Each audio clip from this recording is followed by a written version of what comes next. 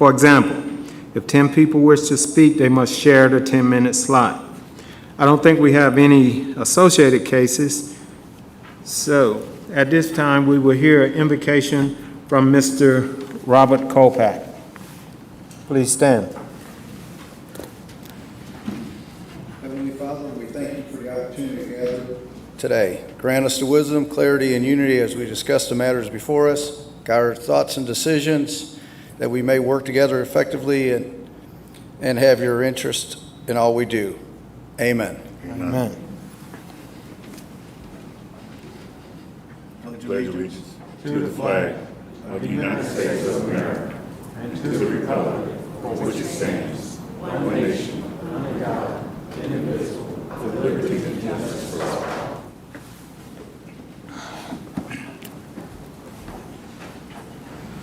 Can I get a motion to accept the agenda? Make a motion to accept the agenda. Have a motion, do I have a second? Second. Have a motion and a second, all in favor? Motion carries unanimous. Staff, do we have any comments tonight? Yes, sir. First, I would like to introduce our new employee, Ms. Cameron Bowen. If she could stand up. Welcome, welcome. Secondly, we have a case that has been postponed by staff. That's CU 2503. Binta bin Wahad and Muhammad Qasmi of McDonough, Georgia, request a conditional use for property at 1609 Highway 155 North and Land Lot 38 of the 7th District. The property consists of 9.966 plus or minus acres, and the request is for a place of worship. That's District 4. That has been postponed by staff. Thank you. Anything further, staff? No, sir. If not, call the first case, please. CU 2411. Remigius Idawar of Ellenwood, Georgia, requests a conditional use for property located at 585 Scarborough Road and Land Lot 222 of the 12th District.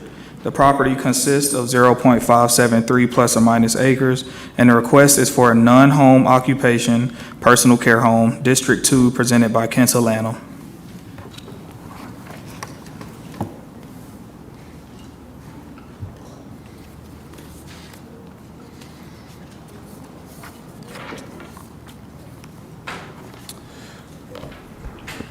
Good evening, Chair, Vice Chair, board members, and pillars of the Henry County community. The item before you is for property located at 585 Scarborough Road, and a request is for a conditional use to allow for a non-home occupation personal care home. Property is zoned R2, single-family residence, and is shown on the aerial screen here and the zoning map here. I want to add, I want to add that this request was heard by the board in May of this year.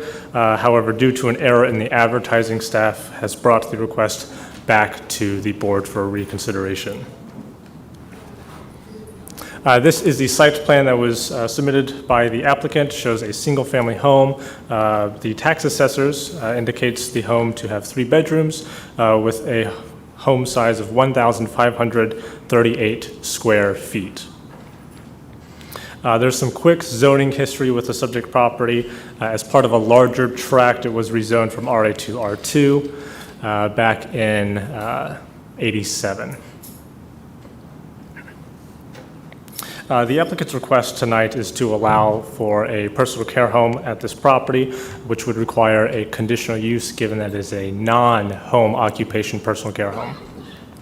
Personal care homes are subject to the standards under 40319 of the code, which would permit that non-home occupation personal care home limited to 6 clients and would be permitted in all residential zoning districts with an approved conditional use.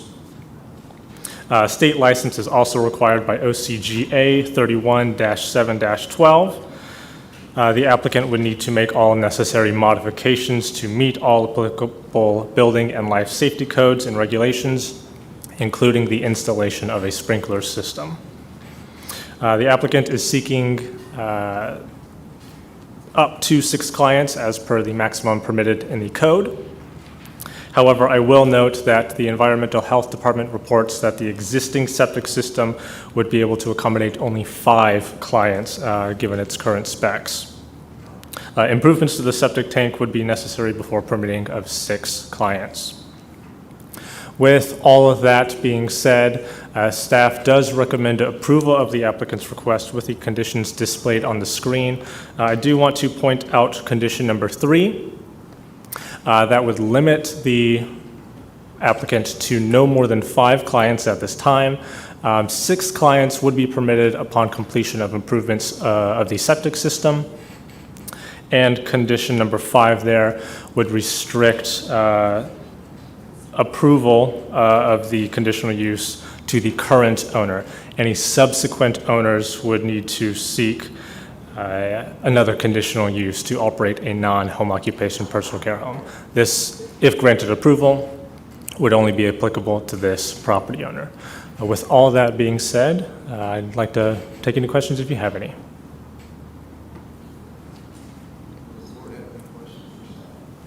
Yes, I have one question.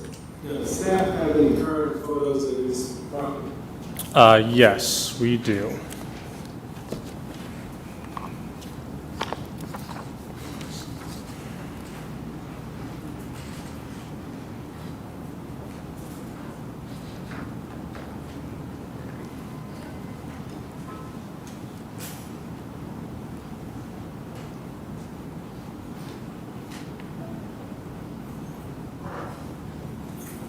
Give us one moment.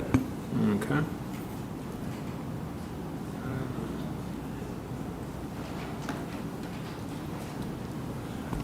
We'll have that capability in one moment. Okay, great.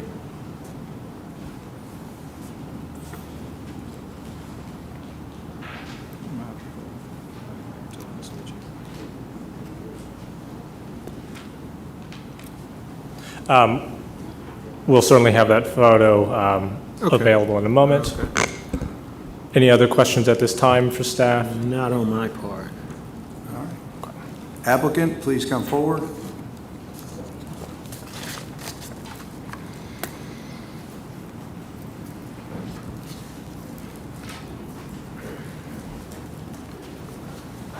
Hello, sir. Please. Yeah, good evening. Address for the record. My name is Remy Idaiwo.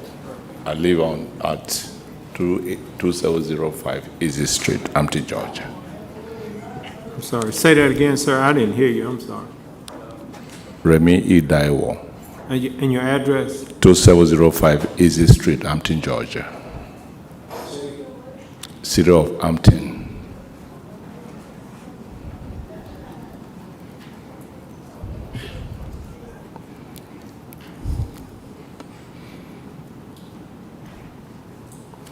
Okay. Do you have anything to add to? Yes, I am seeking approval to site a personal care home at 585 Scarborough Road, Ellywood, Georgia.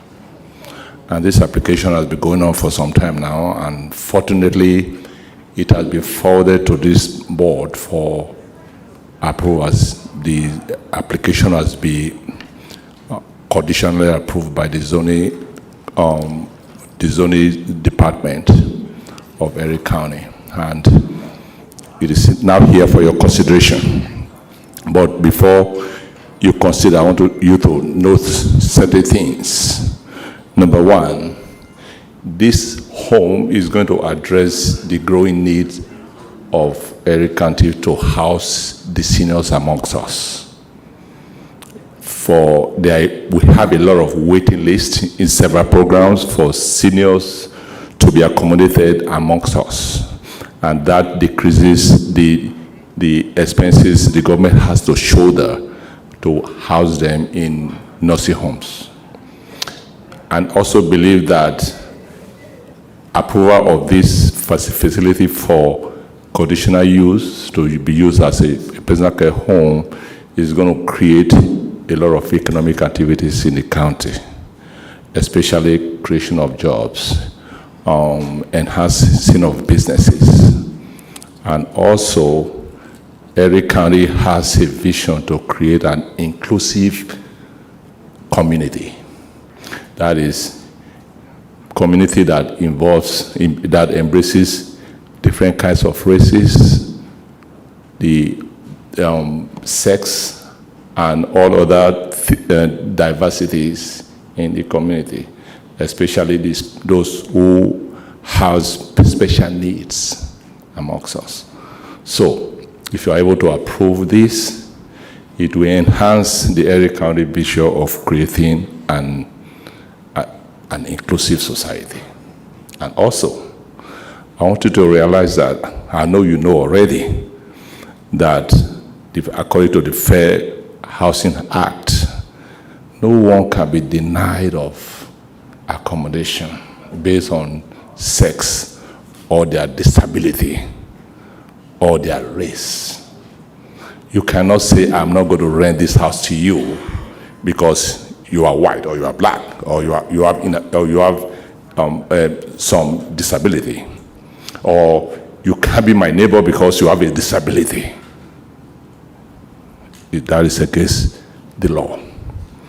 I humbly appreciate if you can approve this facility for personal care home to be used by Pacific Care Home as personal care home. Thank you very much. Does the board have any questions for you? Not at this point. Does anyone want to speak in favor? We will now allow. Not at this point. I'm sorry, Mr. Richard. I think in some of your paperwork that was given to the staff as part of your application, it says that your company is called Pacific Group Homes. Do you have other homes in Henry County that you're taking care of like this? No, not at this time. Thank you. No. And also, do you have staffs that live in the home with the people that you would be taking care of? No, I'm not going to live in the home. That's why I live in Hampton County. And that's why we are seeking a conditional use. Because according to regulation, if I live in the home, I don't need any approval. But I'm not going to be living in the home.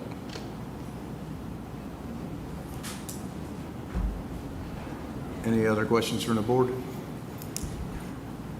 We will allow the remaining time for those wishing to speak in favor of the case. You can come on up.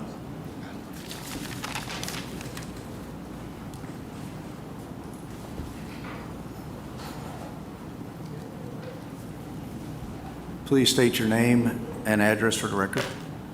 My name is Rhonda Weatherspoon. My address is 300 Argento Drive, McDonough. I am a real estate broker, and I work the south side of Georgia here. And I think I've spoken to Mr. Adwa in reference to this property because we've had clients who have contacted us wanting to relocate in this area, and they wanted to have a place, or wanted to know whether there was a place where they could put with their elderly or family members with disabilities that would be nearby for purchase. There seems to be a lot of this going on the north side of Atlanta, but it doesn't seem to be a lot of it on the south side. So it's very questionable. And I think Mr. Adwa did not understand your question in reference to living in the property. There will be a on-site live-in person in the property, as well as 2 around-the-clock staff members. So, and that's one of the things that's really important to some of my clients that are calling and asking for properties where they can actually be close to their relatives and be able to check on them and make sure that they have a quality of life during the time that they're not actually living in home with them. So I think this would be a great opportunity for Henry County to be one of the forefront leaders in establishing these types of homes here. Thank you. Still have some time remaining. Anybody else would like to speak in favor?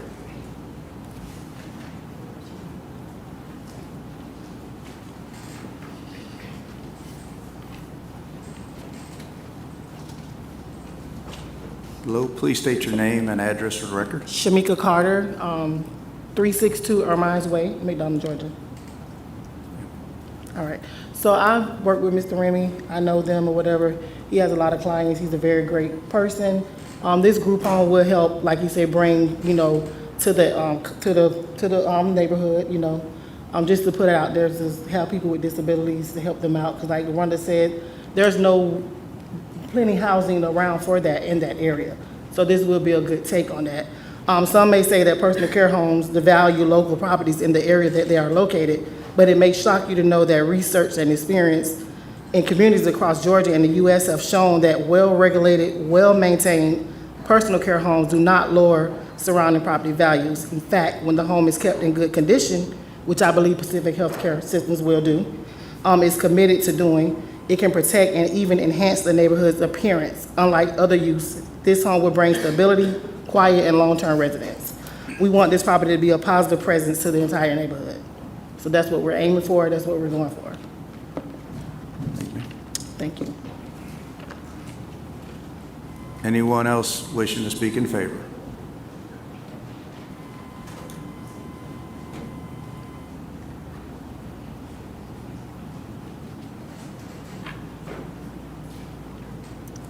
Please state your name and address for the record.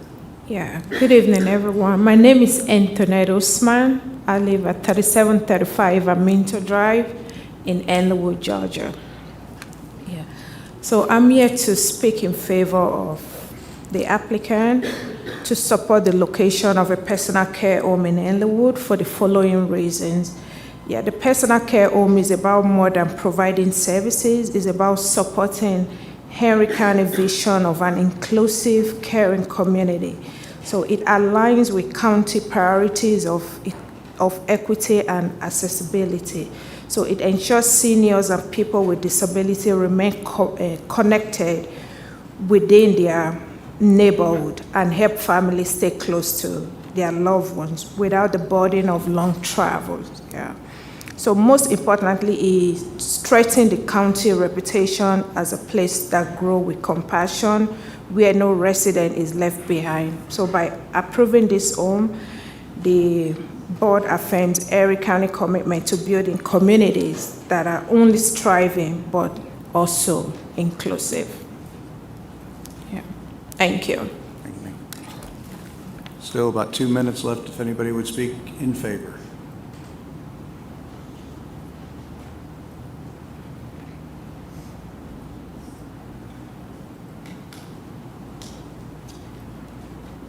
Good evening. My name is Natalie A. Allen. I live at 2324 Fairwood Circle, Jonesboro, Georgia. I work as a director of intake at Pacific Healthcare System, and I deal with a lot of disabled residents, also with the panelist coordinators and support coordinators. And each day I get calls from them looking for homes for their disability clients, because there's not a lot of homes or people will take them in. And even today, we have I have Miss A's call me from DHD looking for a home for a client that is stuck in the hospital for over like 2 months because they can't find anywhere to place. No one will take him in. So to say this is because like a home like this would help and it make a lot of difference. And if you do what I do each day, and speak to family. Sometimes they can't even manage, they need help. And even to have outside help, place their loved one somewhere else that they can visit, and to be with them each and every day, it helps, it makes a lot of difference. If it's like, I don't know how to explain it to you because I'm emotional and all over everything, because I work one-on-one with these people every day and I see what they go through. I see the pain, I see their cries. And homeless, many of them are homeless right now. And the families sometimes can't manage. And they're like, most of the people that we have right now are with older family members that they can't manage to take care of them. And they're looking for help. And there's not much help for them out there. And it'd be really good if you could really find in your heart to really consider this place, because it will make a difference. It will make such a difference It's unbelievable. And if anybody else Ma'am, would the really would time- think about time- it, that would be Appreciate good. your time. The Thanks. time has expired. We will now allow 10 minutes for those wishing to speak in opposition to the case.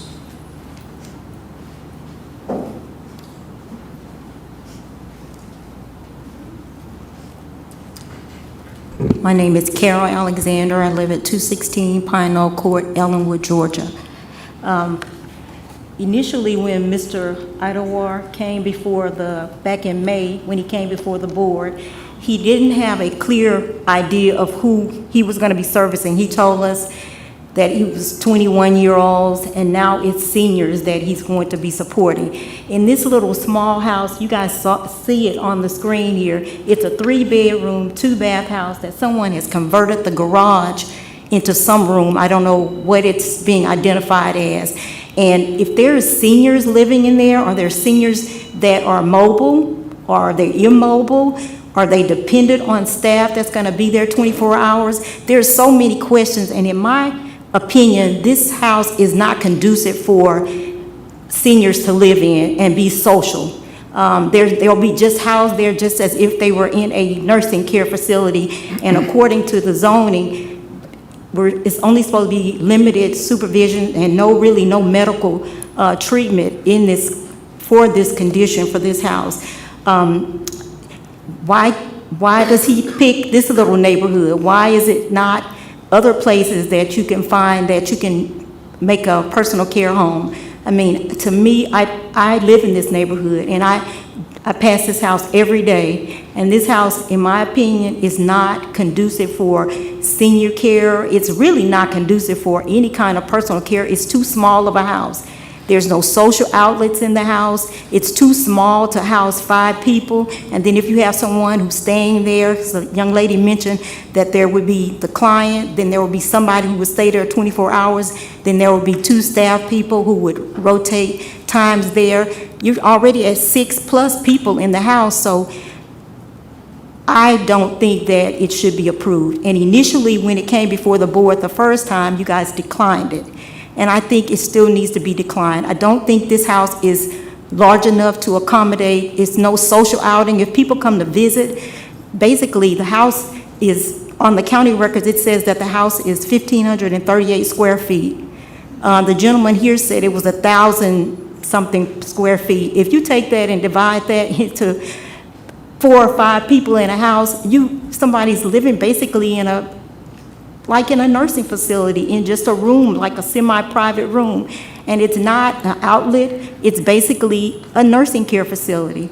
And our houses are not coded for nursing medical care, because each person, the young lady who said that needs someone for a place for elderly to stay, this is not it. This is not it, in my opinion, and I don't think it should be approved.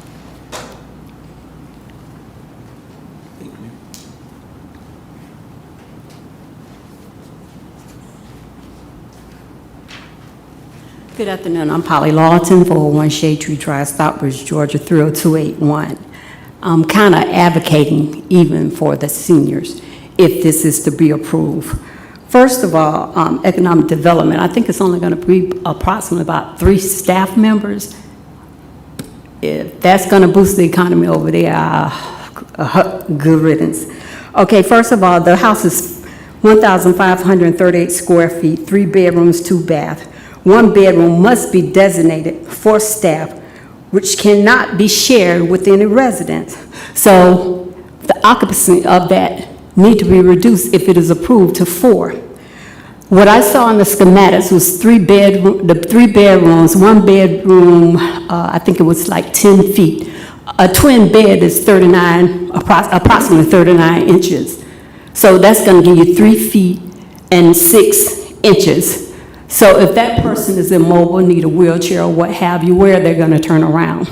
So I think that needs to be reduced, that need to be reconsidered. Also, I went through the OCGA code. It say the owner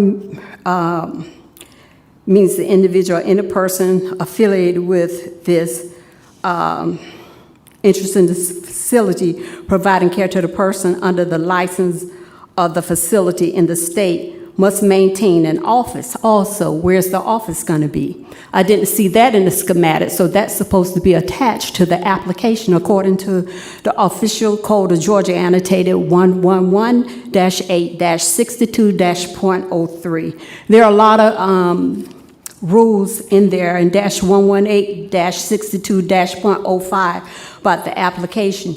Each application for permit must be accomplished by a sketch, which support what I'm stating. The plat, the photos are simple drawings of the home grounds with identifications of all structure. I think everything in the package was not inclusive. If he could provide that, then that would be something to consider. But based on what I saw and what he presented to the board, I don't think that he met all the qualifications. Thank you. We still have about 4 minutes if you'd like to come speak in opposition. Good evening, Board. Mildred Schmelz, 170 Dingscott Court, Ellenwood. I've spoken to you guys before regarding this issue and other issues regarding Northern Henry County. The only thing I'm going to say is that there is a personal care home at 303 Panola Road, less than 1.5 miles from this personal care home that wants to go in. And we don't need another personal care home in that area. Thank you for your service to Henry County. Still have about 3 minutes, 30 seconds.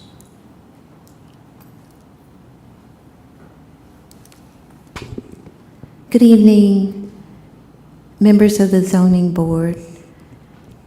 My name is Karen Jacobs. My address is 163 Chapel Ridge Drive in Ellenwood, Georgia. I live in the Chapel Ridge Estate subdivision. I am here to speak against the proposed personal care home, but I want you to know that I'm not just representing myself. Will all who oppose this personal care home who are here today at this meeting please stand so that the zoning board can see you?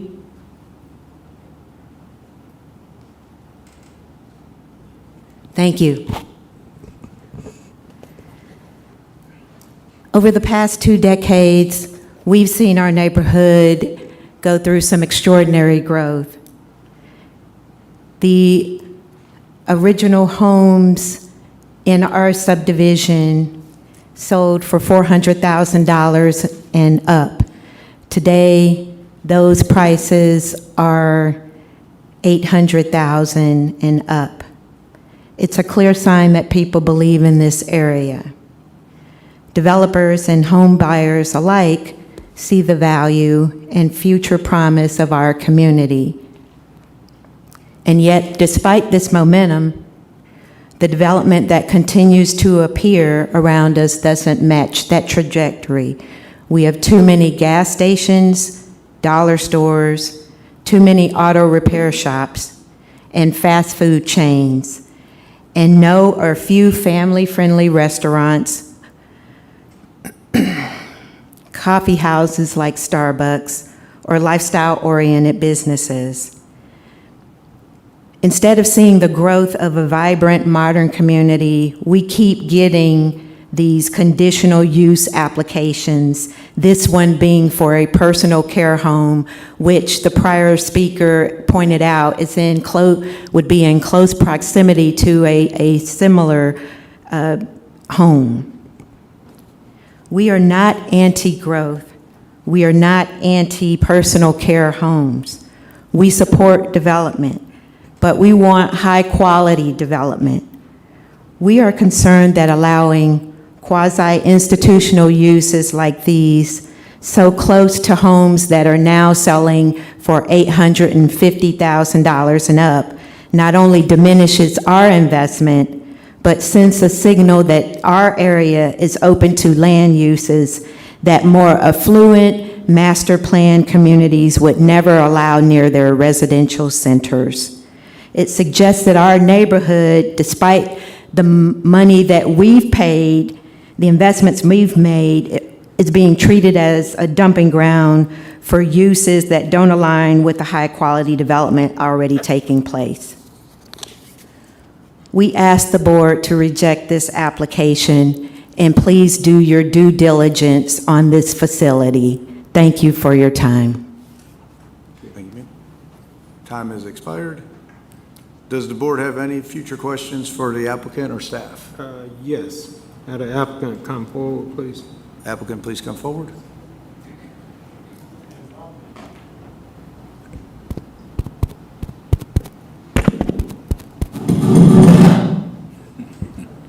Test, hello.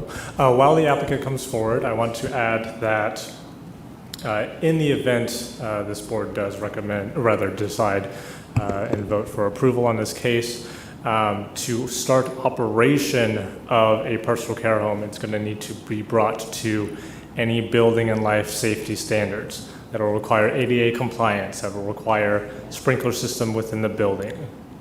The state is going to need to license this business. Henry County is going to need to license this business. So there are steps that will need to be taken place in order for this individual to start operations of this personal care home.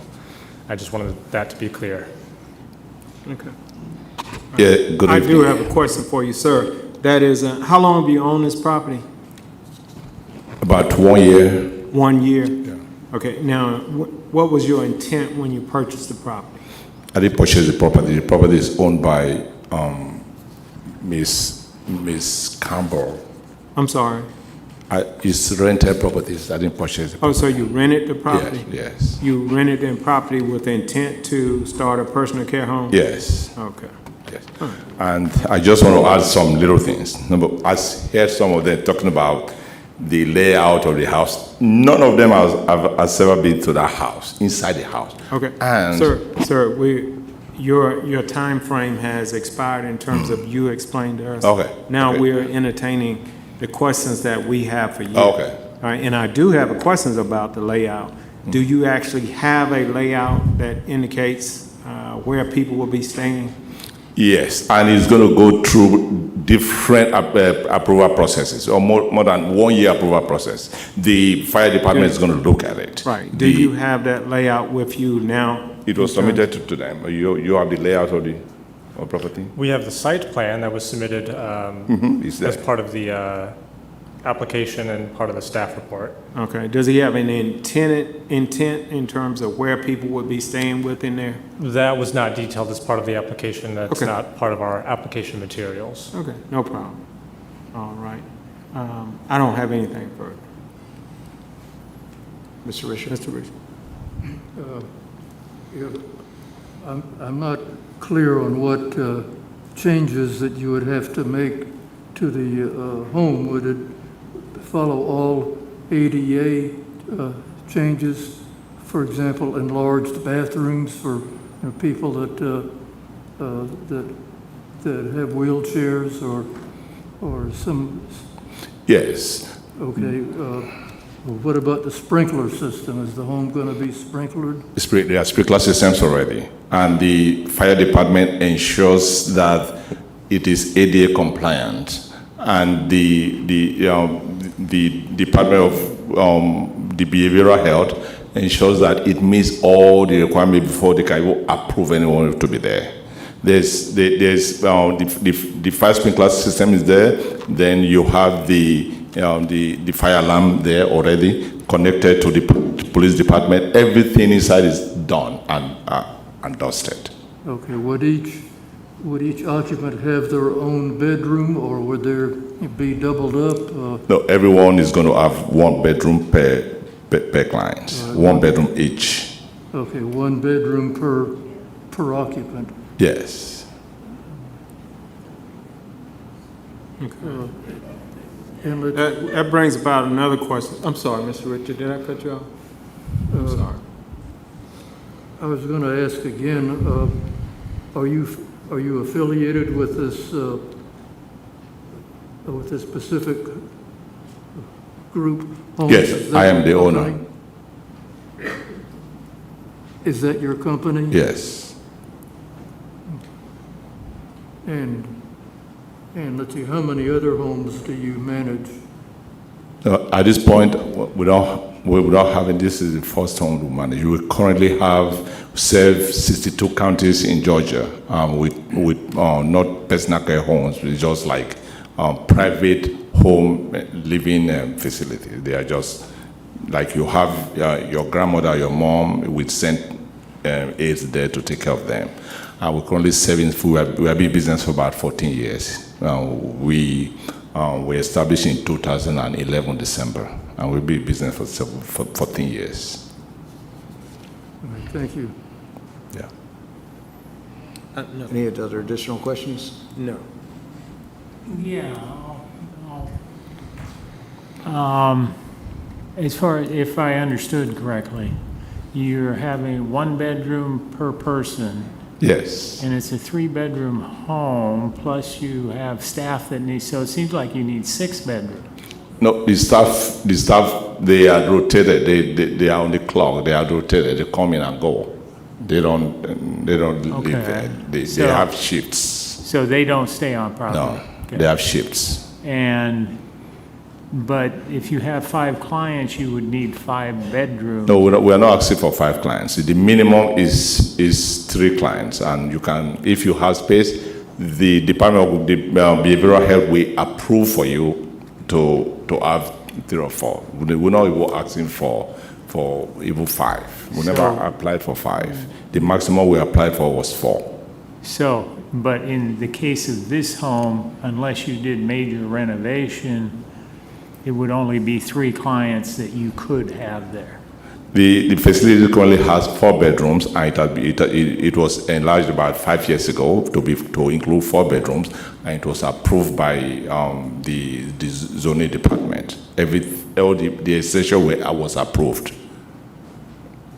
All the licenses were done, and everything was approved, and that was part of the plan that we gave to the zoning department. So I cannot speak to any building permits that were approved for the site. Interior renovations like that would not be reviewed by planning and zoning staff. It would be reviewed by the building department.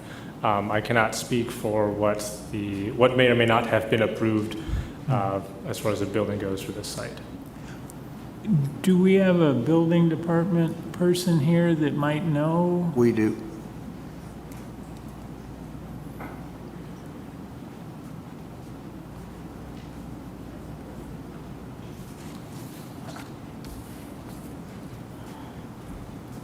Good evening. I was doing my due diligence over there to try to find. Please a state your building- name. Oh, I'm For sorry. the record. My name is Rudd Holt. I work for the Building and Plan Review Department. I did look up in both of our permitting systems. We had a plan review system that we were doing in 2020. I found no record of a renovation that was done at 585 Scarborough. I also went into our old system to see if I can find something else. There was a fire rebuild job in 2016 that was finalized out, but nothing beyond that. Thank you. No more questions. Any additional questions? No. Okay. Please call the case. Thank you. CU 2411. Remigius Adewar of Ellenwood, Georgia, requests a conditional use for property located at 585 Scarborough Road and Land Lot 222 of the 12th District. The property consists of 0.573 plus or minus acres, and the request is for a non-home occupation personal care home, District 2, presented by Kenta Lanham.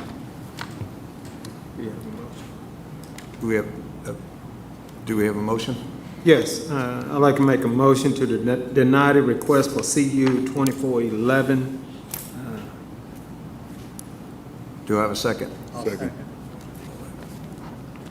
Any discussion? All in favor? All opposed? It was denied. Thank you.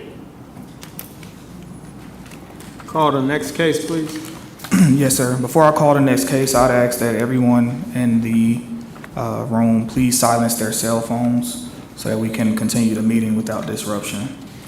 CU 2502, Genius Robinson and Kobe Williams of McDonough, Georgia, request a conditional use for property located at 180 Berry Road and Land Lot 53 of the 11th District. The property consists of 4.216 plus or minus acres, and the request is for Place of Worship, District 3, presented by Ken Talano. Good evening, Chair, Vice Chair, board members, and pillars of the Henry County community. Item before you is a property located at 180 Berry Road, currently zoned RA, residential agricultural, and the purpose for today's request is for a religious facility at the subject property. Aerial is here. This is the site plan that was submitted with the applicant's request, which indicates the existing single-family home on the property. My understanding is that it would be renovated to match the requirements of the commercial developments. That would be a parking lot, that would be ADA compliance, fire safety with a sprinkler system. Here are some comments that we received from various departments.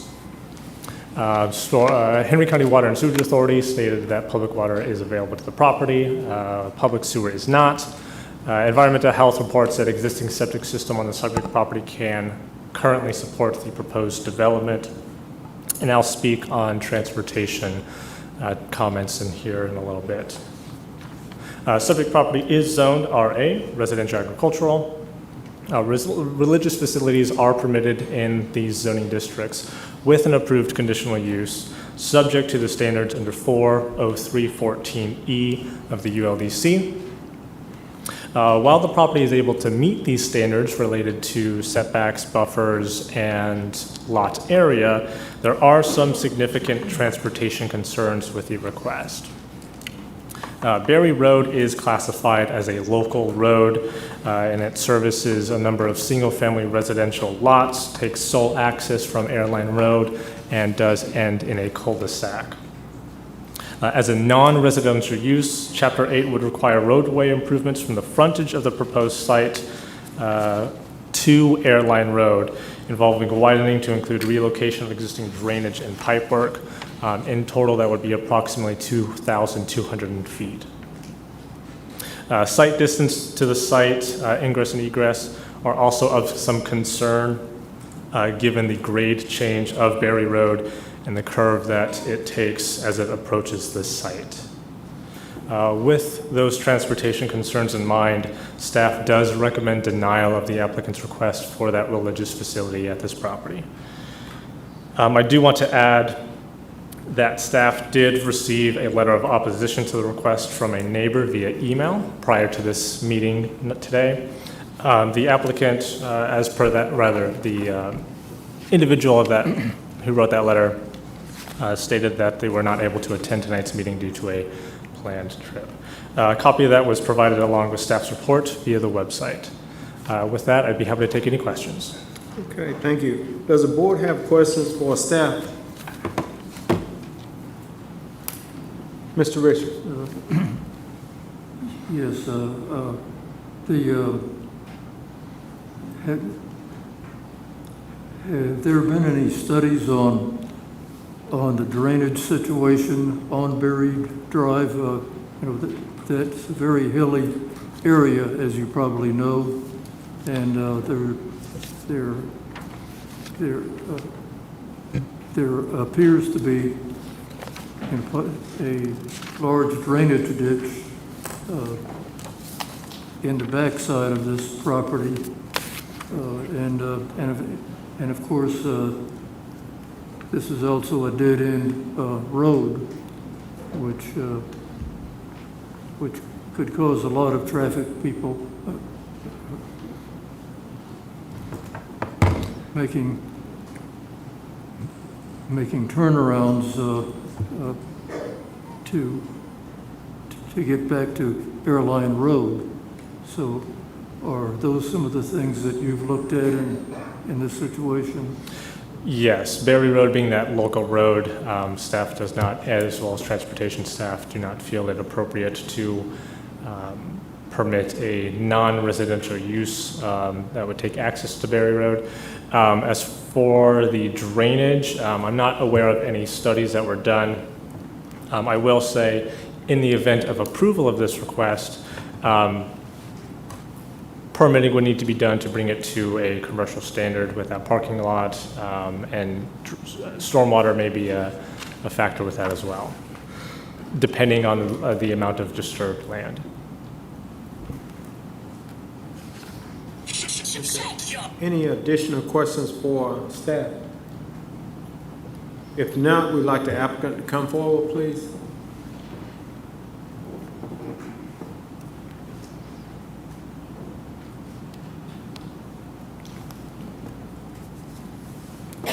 Please state your name and address for the record. Yes. Good evening. K.N. Hall, 816 Lake Ridge Drive, Madonna, Georgia. Ms. Hall, do you have anything you'd like to add to the staff recommendation? Yes.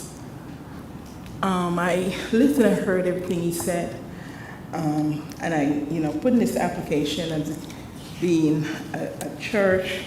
It's a small home on the property. And, when I first moved here to Georgia, and I'm going to start off with that. I'm not even going to look at what's on here. And the church was a place that rescued me when I first moved here with my 3 boys. And today, I find whenever, they hear of a church want to start a church, it's not an easy thing to come in front of the board to get a conditional use, but it was a place where I go to worship, where I find hope.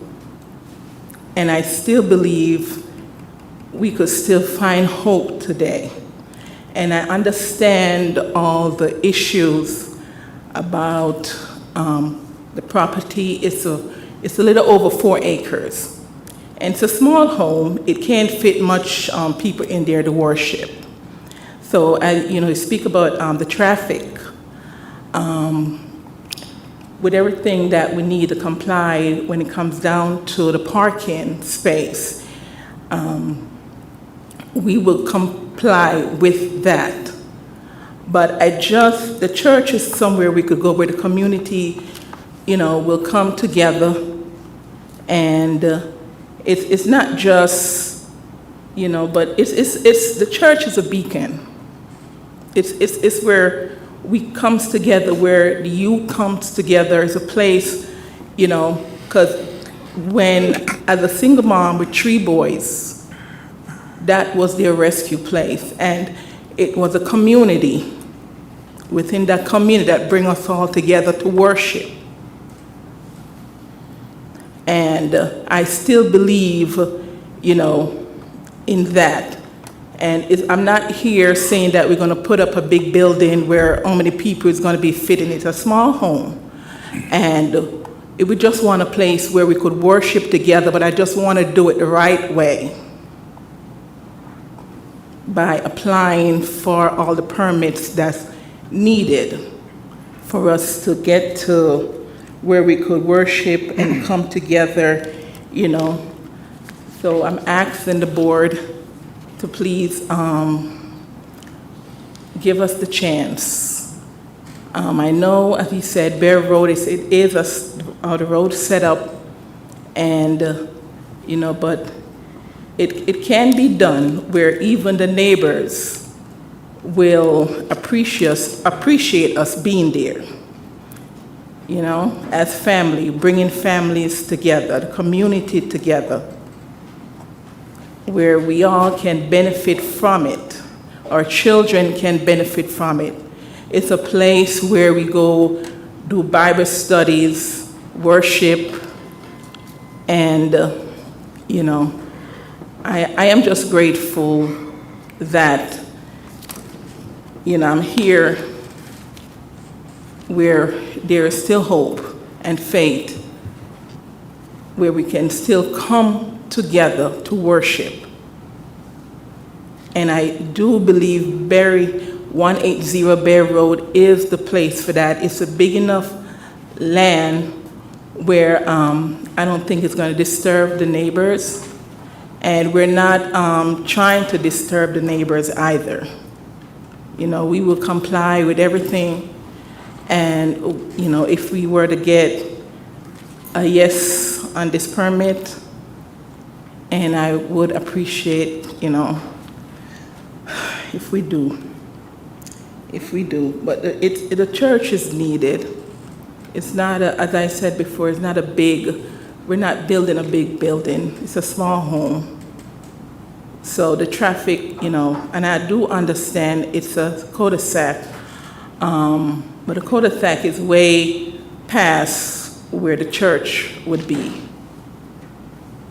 So it's not like it's such a tiny cul-de-sac where, you know, so, and it's a big enough land where enough parking space would be, where it wouldn't be no disturbance, there would be no car park outside on the road or anything like that. So, and we plan on making sure, because I think that's one of the main things that a lot of people concerned about is the traffic that will come, you know, in the area. But as I said, it being a small home, you know, it won't be a lot of traffic. I just want to do it the right way by coming in front of the board today, where we can come together just to have worship one day out of the week, and then also do Bible study as well, because a lot of other programs we do on Zoom. So it's not like it's 4 days a week where we're going to have a lot of traffic there. And it's a very quiet area, and the property is big enough where we can still keep down, you know, where the area can still be a peaceful area. We're not, our intention is not to disturb our neighbor, but is where we welcome our neighbor to worship with us as well. So I really appreciate if you could take it in consideration to give us this chance of this conditional use permit, so we could go ahead and worship together as family. Thank you. Thank you. Ma'am, does the board have questions, board after? Sorry. Okay. We have, you may be seated. We have about 3 minutes remaining. If anyone would like to speak in favor.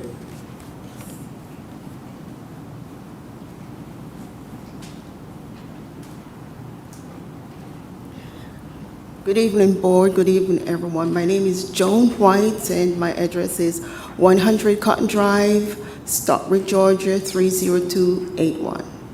Yeah, I'm here to support Kayan Hall. She's a friend of mine also. We're in ministry together. And when I think about the mission that she's on, she's a person who is all out to helping people, elderly, young people.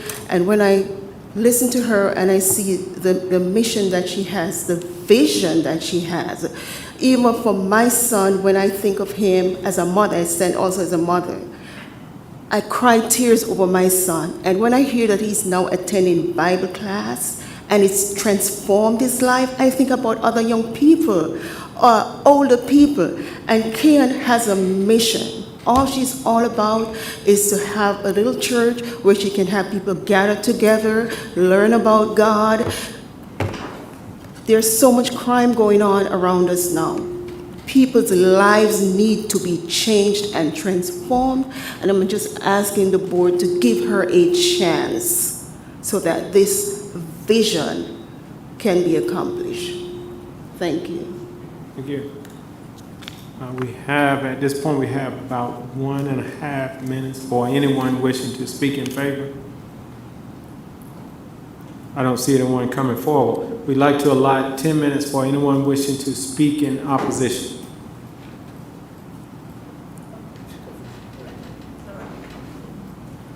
You come forward, please state your name and address for the record. Good evening. My name is Marilyn House. I live at 245 Berry Road, down the street from where this church wants to be put in, well, like I said, it's a house already. We've lived there 25 years. It's nice and quiet. We want to keep it residential, and I have nothing against religion. I'm a religious person too, but that's no place to have a church. There's lots of other places they can put a church. And again, we just want to keep it residential. Thank you. Thank you. Okay.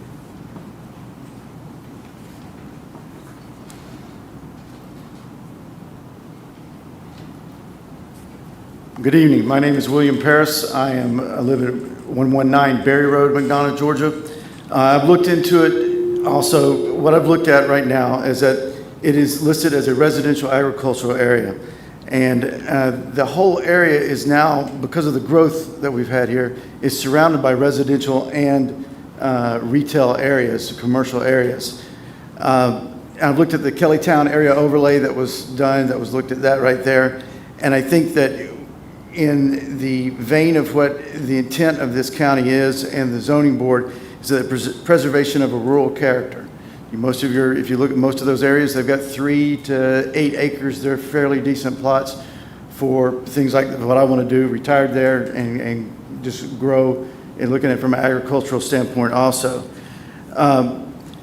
There will be an exponential increase of traffic even if it's 10 or 15 people within a congregation. The infrastructure is unable to support that. You've already seen that from the individual right here stating as far as the roads right there. And the infrastructure, I don't believe, will be able to support that. It's also, there's a plethora of retail property within this county right now that somebody could use for a church. I support a church, absolutely. But I'm also looking at the areas as far as it will provide, in my mind, a danger with the increase of the traffic. If you look on a map, you'll see the area between Airline Road and where it junctions with Berry Road. It's an area that I constantly have to watch out for. It's an area that's a blind spot coming out of Rockdale County off of Airline Road.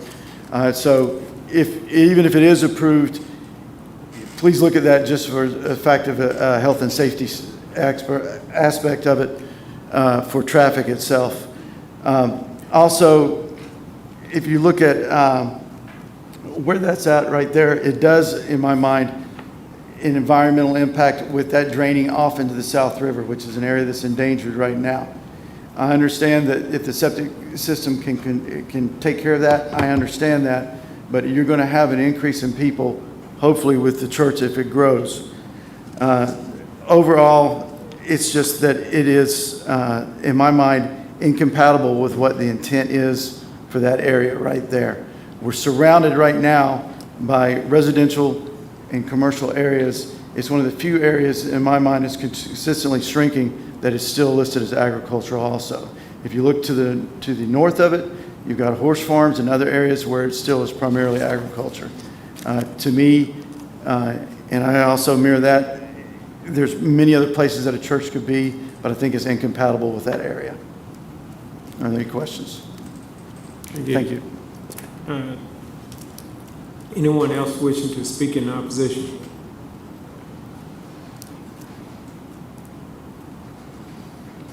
Have about 5 minutes, sir. Good evening. My name is Tyson Powell. I live at 130 Berry Road. I do sympathize with the young lady on understanding, her joy and what the church has done for her. My concern is that I just don't think that it's conducive building a church to this area and neighborhood. One of the biggest reasons is because, like it's explained to other people, many people walk up and down this block. People have been living on this for a long period of time. She can't be responsible knowing how other people are going to handle the driving. There are plenty of blind spots because it is on a hill. Where I'm currently living at, we have to pay attention and be careful as we're coming out because of blind spots. We have children that are walking down there that you're going to be more concerned. People walk their dogs. In addition to that, there's always a noise population. At church, as much as I'm all for it, it doesn't stop just on Sunday. What if she wants Bible study on Wednesdays, Fridays? We live in a neighborhood. She gets to go home while we're still there. Building a parking lot, it would be another concern. That may bring people that would want to park there, trucks, of the people parking when she's not there. That leaves a concern for us that we would have to deal with as the residents who do live there. You've all already mentioned and heard about the septic system. That's another concern. Another thing, I'm all for the church. What if there are other conflict of religious beliefs that people might live right next door, next to her? They might not share the same ideologies as her. This is a residential. It's not something that will be considered public. It's been stated already before, so those would be my concerns. Thank you. Thank you. We have 4 minutes, about 4 minutes. Anyone else wishing to speak in opposition? I don't see you coming forward, ma'am.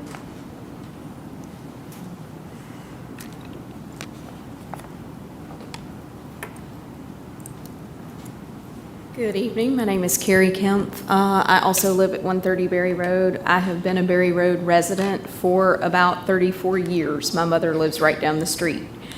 It is a high concern for me. It is a very nice, quiet place. That's the way we want to keep it. I also am in favor of church. I've been going to church for 43 years of my life, and it doesn't have anything to do with that. It has to do with where we are, the way the road is set up, traffic, noise. There's a lot of, you get new congregation coming in. We don't know these people. I know all my neighbors. We don't know what issues it may bring forward. So it is a high concern for me. I would like to keep it the way it is. Thank you. Thank you. Okay. We have a little less than 3 minutes. Anyone else wishing to speak in opposition? Good evening. My name is Tracy Tillman. I reside at 295 Berry Road. Since we've moved there about 5 years ago, even the owner that used to be the owner of the house right where Airline and Berry Road connects, he had been there when it was a dirt road.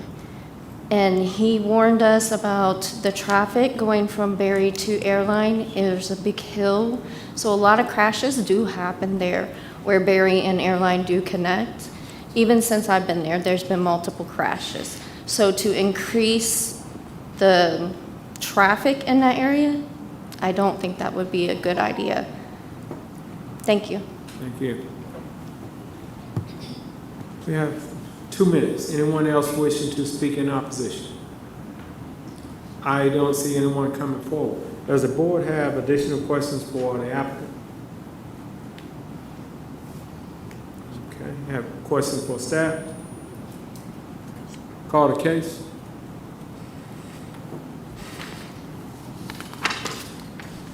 CU 2502, Genius Robinson and Kobe Williams of McDonough, Georgia, request a conditional use for property located at 180 Berry Road and land lot 53 of the 11th District.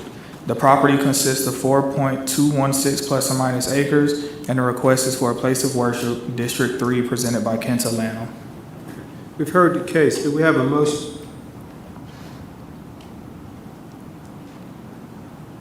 Yes, I make a motion to deny the request based on staff recommendations, which is based on physical limitations of the property and also its limited traffic capability and drainage issues. Okay, we have a motion. Do we have a second? Second. Okay, we have a motion and a second. Any discussion? All those in favor? Motion carries unanimously. Call the next case, please. CU 2505, Jeffrey Dawes of Stockbridge, Georgia, requests a conditional use for property located at 4435 and 4441 Highway 155 and land lot 102 of the 11th District. The property consists of 13.834 plus or minus acres, and the request is for the expansion of existing church property, District 3, presented by Alexius Jones. Good evening, Chair, Vice Chair, board members, and pillars of the community. The item before you is for property located at 4435 and 4441 Highway 155 North And as it was stated, the request is for the expansion of existing religious facility. The property is shown in your exhibit books and on the overhead projection. This shows the aerial view of the property. The property is currently zoned RA, residential agricultural. The future land use designation is low-density suburban. This is a site plan submitted by the applicant. The property at 4401 Highway 155 North received conditional use approval on September 5th, 2000, and the church was built in 2003. The applicant is requesting a conditional use to expand the existing facilities. Specifically, the request is to use the existing structure on 4435 Highway 155 North for a counseling center and removing the structures on 4441 Highway 155 North. Chapter 4, Section 4.314E of the ULDC permits churches and religious facilities in the RA zoning district with an approved conditional use. Staff recommends approval of this request. Thank you, and I'll be happy to take any questions at this time. Thank you. Does the board have questions for staff? If not, we'd like the applicant to come forward, please.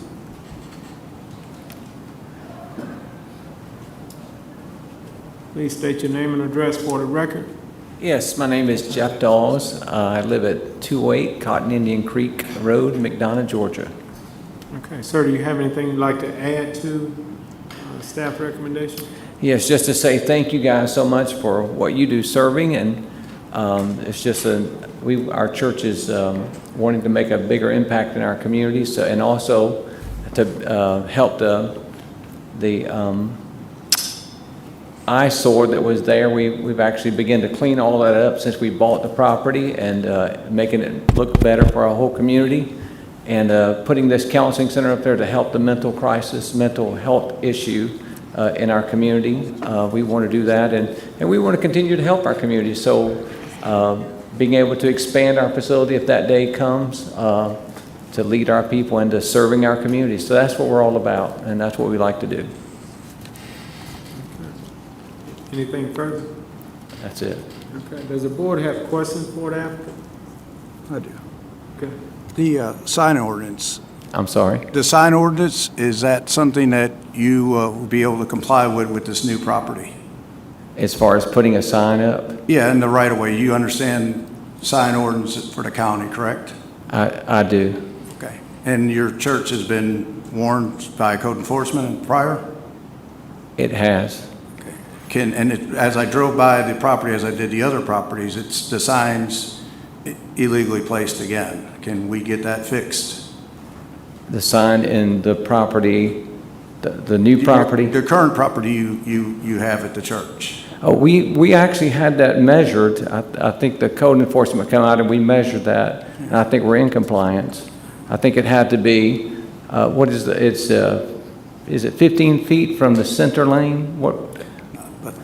It's from the right of way. It's from the right of way, but it's okay. It's just want to make sure we could comply with that. And is there a plan not to clear cut the property at the new properties? It's already cleared. All the property is already cleared. There's a lot of trees in front of that 4441. I think this is getting personal. This is not getting personal, sir. This is, if code enforcement cited you, and I'm asking about a sign ordinance, that's part of the conditions to get this approval. I'm sorry, we're applying, we've been at this place 24 years. We've done everything we can to help our community and bless our community and serve it, and we try to comply with everything that the county has asked us to do. We've never had any problems, so we would definitely do that again. I'll add that staff has not been, as far as I'm aware, been made aware of a code enforcement violation regarding that sign. However, we'll be looking into that. Thank you. Let someone else speak. Any further questions? Okay. Okay, you may be seated, Okay. sir. We have approximately 8 minutes for anyone wishing to speak in favor. Please state your name and address for the record, sir. My name is Alton Head. I live at 40 Whitaker Road in McDonough, Georgia, and I would like to speak in favor. Pastor Jeff and the church have done a lot for veterans. All of the projects that we have done in the last year, when we've done 15 projects, we put on 15 ramps, we rehab houses, and this ministry has been the backbone of us being able to do that. And I also have I was the commander, now I have the present commander, Commander Lewis here, who can attest to that.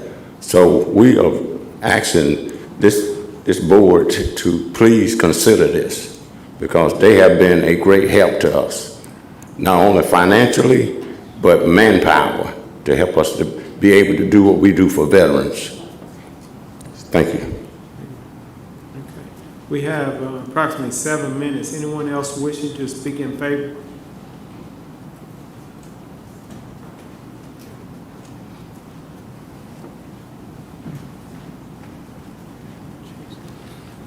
Good evening, board.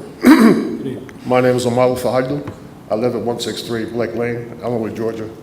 I am a member of Stockbridge Community Church, and I will tell you that we're an action-oriented ministry.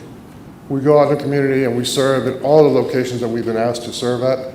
We help. This is what we want to do. We want to grow the ministry. We want to help people in our community. We want to make a difference in the world. And I think that the church and the growth and giving us that favorable approval for the property is going to help us with that mission, as well as help those that are in need. Thank you for your time, sir. Thank you. We have approximately 6 minutes.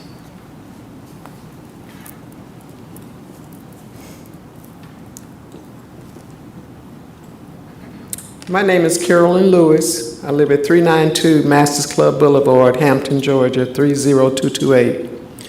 And as past Commander Head said, this church is really the backbone for American Legion Post 516.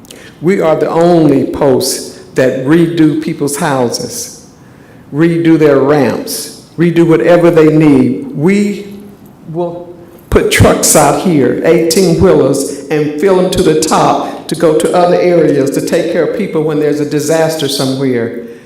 A lot of times if we don't get the food that we need or the clothing or whatever we're sending, this church brings it over and fills those trucks so they can go where they need to be used.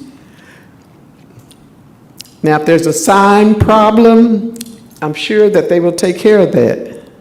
But please let them do what they do, because they are helping disabled vets. They're helping vets that have problems. There's not too many places here that are doing that. So again, just please consider and let them have this space that they need. Again, thank you. We have approximately 5 minutes. Anyone else wishing to speak in favor? Okay. I don't see anyone coming forward. We'd like to allot 10 minutes for anyone wishing to speak in opposition.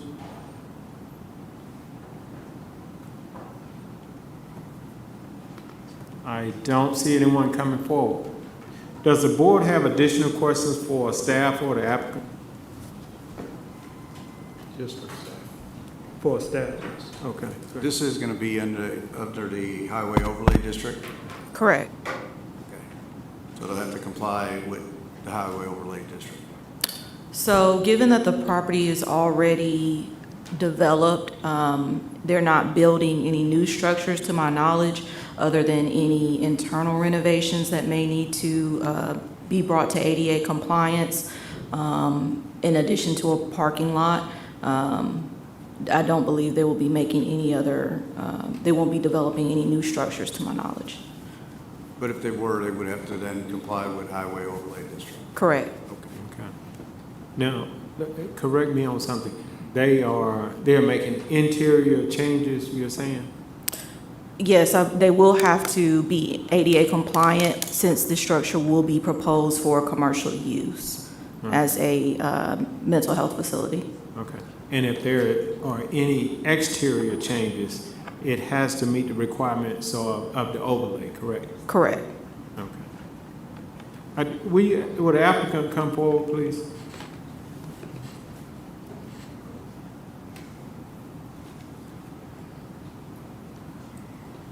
Just quickly, sir, I just want to make sure that we do understand that if there are any exterior changes or any signs that need to be done along with the overlay requirements, the church is prepared to do so. Yes, could you repeat that? I'm sorry, I couldn't hear you. Is the church prepared to make any changes based on the overlay requirement? And what is that? That means that if you decide to do anything exteriorly, that you will bring it up to code per the overlay requirement. Oh, yes, absolutely. Okay. We just want to make that clear. Yes, yes. Okay. All right, thank you, sir. Thank you. Does the board have additional questions? Not a question, but just a statement. Okay. In our area, in the Kellytown, Union Grove, Miller's Mill area, there's no real signs around for like building because we work with code enforcement to take them down. So it's nothing personal, but if you think of our area, think of how many for sale signs are not out there, the big bulky signs, because we work with them not to have it in our area. I can't speak for the rest of the county, but in the area we're in, the people want to protect the community the way they do. So if you get called for see-click fix, which I use a lot, and they cite you, I apologize that you got cited. It's just, as I see something, I say something. Thank you much. Thank you. Any additional questions or statement from the board? Okay. If not, I'd like to call the case, please. CU 2505, Jeffrey Dawes of Stockbridge, Georgia, requests a conditional use for property located at 4435 and 4441 Highway 155 and Land Lot 102 of the 11th District. The property consists of 13.834 plus or minus acres, and the request is for the expansion of existing church property, District 3, presented by Alexius Jones. Okay. We've heard the case. Do we have a motion?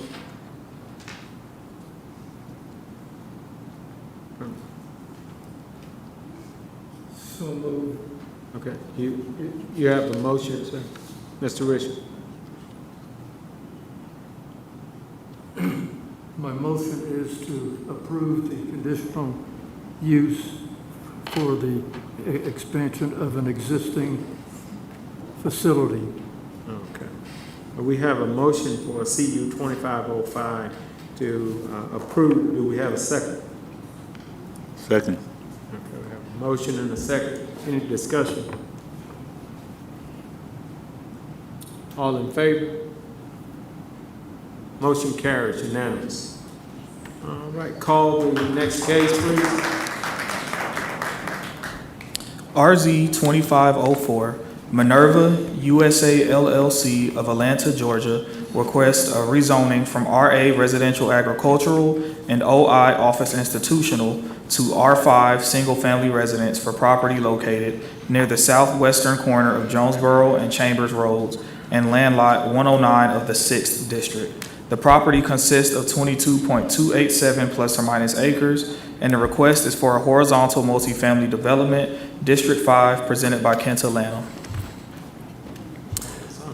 Good evening, Chair, Vice Chair, board members, and pillars of the community.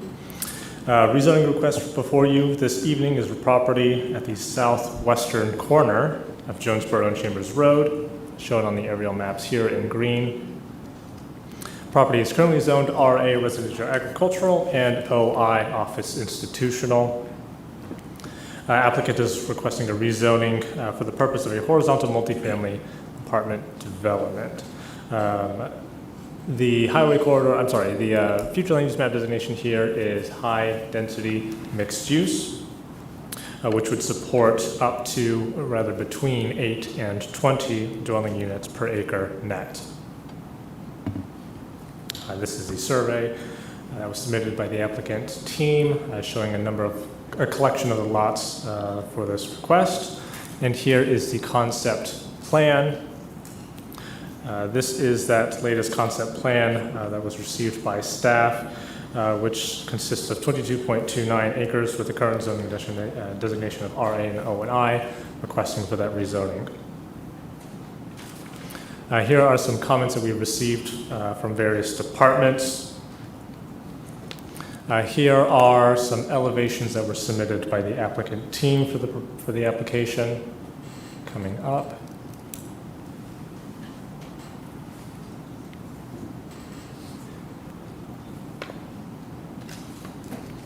The site plan itself shows a mixture of 1-bedroom units to be attached and 2- and 3-bedroom units to be detached for a total of 194 units. Proposed density of 8.7 dwelling units per acre net.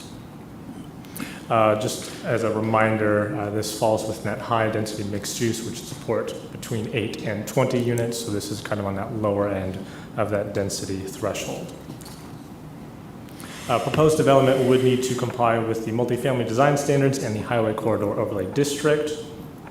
There is an ongoing Jonesboro Road widening project that is currently in active right-of-way acquisition.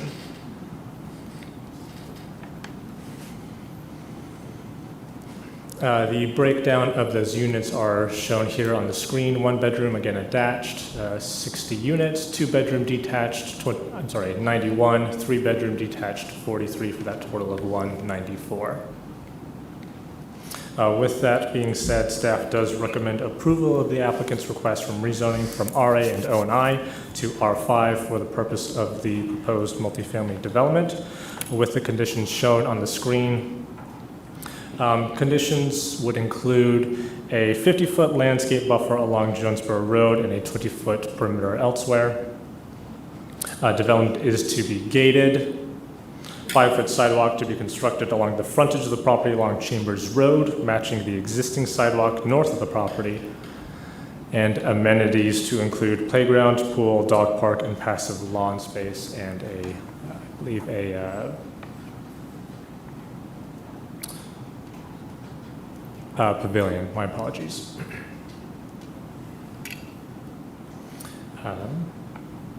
With all that being said, I'd be happy to take any questions you would have. Yes, I have a quick question. Are there any other horizontal multifamily rental developments approved in similar contexts? And what I mean by similar context is residential. I mean, you know, in this, because other homes are owner occupied, and these will be rental properties. Are there any other that are actually in existence in Henry County?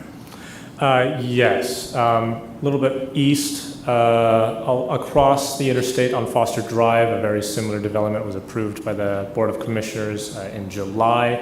There is a apartment complex a little bit off screen to the east, to the right there.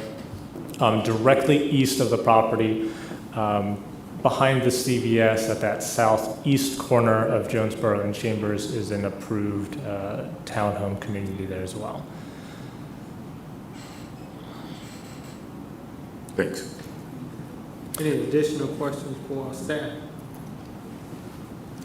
I would like to quickly add that while it was not included in the staff recommendation for conditions, we are looking at a condition that would defer development until a later date in the future, or until substantial progress on that Jonesboro widening project has been made.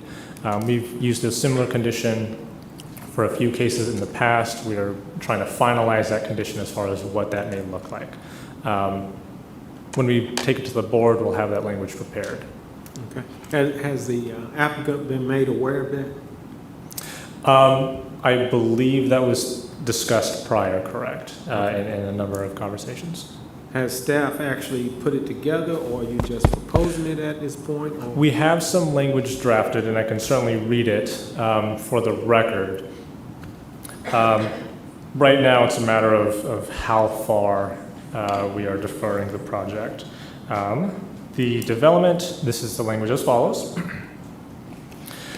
Development shall be limited as follows: no more than a percentage of Permits may be issued prior to January 1st, 2028.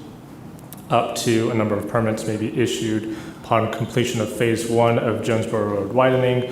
All remaining permits may be issued either after January 1st, 2028, or once construction of Phase 2 has commenced. So it's tying it to, it's allowing a number of units tied to progress on Jonesboro Road or January 28.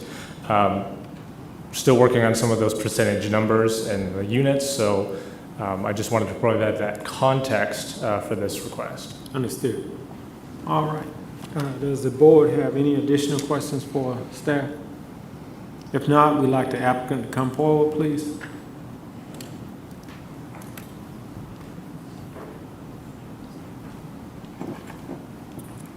Please state your name and address for the record. My name is Chad Jacobs. I'm with Minerva USA. We're located at 2292 Henderson Mill Road in Atlanta, Georgia, 30345. How do I progress? Down arrow. Wonderful. Good evening, folks. Happy to be here this evening. Minerva is a privately owned Atlanta-based development firm with over approximately 40 years of development experience all throughout the Southeast. This is a slide before you that kind of shows some of the examples of our successful development experience. Minerva is proud and excited to be proposing before you this evening rezoning to R5 for the development of a patio home, a high-quality patio home community, or what's referred to as a horizontal multifamily apartments. This will be located on approximately 22 acres at the southwest intersection of Jonesboro and Chambers Road and approximately about 1 mile west of I-75. Patio homes are an exciting and fresh new rental option that's just now coming into the Atlanta market, and we feel that there's a strong demand for this product and that this is a perfect location. This product will be catered towards young professionals who are just starting out in their careers but don't quite yet have the funds for home ownership, and we'll also cater this towards aging seniors who are looking to downsize. Before we get into greater detail of the homes themselves, let's talk a little bit about the development pattern that's ongoing right now and the logical progression to our property. As you see here, there's a large amount of retail located at the I-75 interchange and also at the Jonesboro-Chainsboro Road intersection. As we start to progress west, we have multi-story apartments. These are highly dense in the neighborhood of about 15 to 30 dwelling units to the acre, but also up to about 4 stories in height. Continuing on, now we start to get into multi-story townhomes. These are a little less dense, about 8 to 10 dwelling units to the acre, but still up to about 3 story in height. And then you get to the traditional residential homes. These are obviously 1 and 2 story dwellings. And then finally we get to our property, which is essentially a natural transition zone when you consider coming from that highly dense residential development that's multi-story to this single-story project. We're surrounded by new development, and we also abut retail on 2 sides. The patio homes themselves are a unique and appealing option. And how they differ from traditional apartment units is that residents can live in a single-family setting, but still have the flexibility and the benefits of a rental community. All of these will have ground-level access. There are no elevators. There are no stairs. There's a unique architecture to all of them. They have private front doors, so there's no long, dark hallways. They have extensive windows that wrap around the entirety of the units. This allows for an abundance of natural light. They have private fenced-in backyards. This is fantastic for residents who have pets. They all have high-end finishes on the inside and high 10-foot ceilings. The site itself, again, it's 194 patio home units consisting of 1, 2, and 3 bedroom units with an emphasis on the 1-bedroom units, and those would be in that duplex style structure. We have 2 points of ingress and egress, primary access on Chambers Road, secondary access on Jonesboro Road, and that'll be a right-in, right-out only. And we've incorporated into this plan the widening plans for Jonesboro Road. We reached out to your transportation department. So both of those entrances will be burned and heavily landscaped. The idea of this is to where it won't be seen from the road. Here's a representation of the entrance on Chambers Road, and then the one on Jonesboro Road. All entrances will be gated with flock cameras. Natural and landscape perimeter buffers, again, won't be seen from view from adjacent properties. Main Central Park and pocket parks to allow residents to interact with one another. Optional private garages for lease. A fantastic amenity complex. Fitness center with public barbecue area, a resort-style pool, children's playground, and fenced-in dog park. So when you combine the uniqueness of the homes themselves and such a fantastic amenity package, residents quickly realize that they're living in a wonderful community and they take pride in it. But more importantly, they stay longer. Research shows that they'll stay on average over 4 years versus 15 to 18 months in a traditional apartment complex. We adhere to your comprehensive plan. It's located in the Central District, which states that they understands that more development is coming this way to this district, and that is not an option to reverse course and make this a low-density area. As you can see here, the high-density mixed use is an appropriate district, and those which are not appropriate are the low-density uses. Again, we're in the high-density mixed use area. 8 to 20 dwelling units to the acre net in that R5 classification. So we are bringing the property into compliance, which is currently out of compliance with the zoning. We're at the low end of the density range. We're providing usable green space and walkability. There are sidewalks all throughout the development, and also we'll connect to it external sidewalks that are required per the highway overlay. And we're also meeting the intent of the prioritization of diversity of housing types. We did conduct a community meeting recently. We sent out about 250 invites for a community meeting. We also know that the meeting was advertised on social media on a page that had about 1,000 members on it. Unfortunately, we only got about 35 to 40 residents attend, but we still had a great conversation. Took down a lot of good information, got good feedback. Primary concerns range from traffic to natural landscaping with vegetation natural to Georgia. But the primary concern was the rental units themselves. Unfortunately, there's a preconceived notion that all rental units are bad. This is unfortunate because obviously many of us start out in rental units on our way to home ownership. We did a review of the surrounding neighborhoods, and there's 10 to 20% of rentals within these communities that surround us, with a lot of them owned by various different owners. And this makes it kind of frustrating. We understand, from code enforcement, things of that nature. Where we differ is obviously this will be single ownership by us. We'll require background checks and also credit scores for this development. So the quality of the residence is paramount to us. There was a concern with respect to the secondary entrance on Jonesboro Road. This is a portion from the widening plans that folks would be making a left-hand turn into that secondary entrance. And you can see here in red, that is a median that'll be part of that widening project. So that's already been taken care of, so that won't be an issue. And we'll continue to listen to the neighborhood, and we want to be a good neighbor. We want to address their concerns and do what we can to make everybody happy. So in closing, this will be an upscale community, unique and exciting rental option, caters to young professionals and seniors. Folks tend to stay longer in these communities, and it does adhere to all the goals of your land use and housing for the comprehensive plan. I'd be more than happy to take any questions. Okay, does the board have questions for the applicant? Yes, I do. Thank you for the presentation.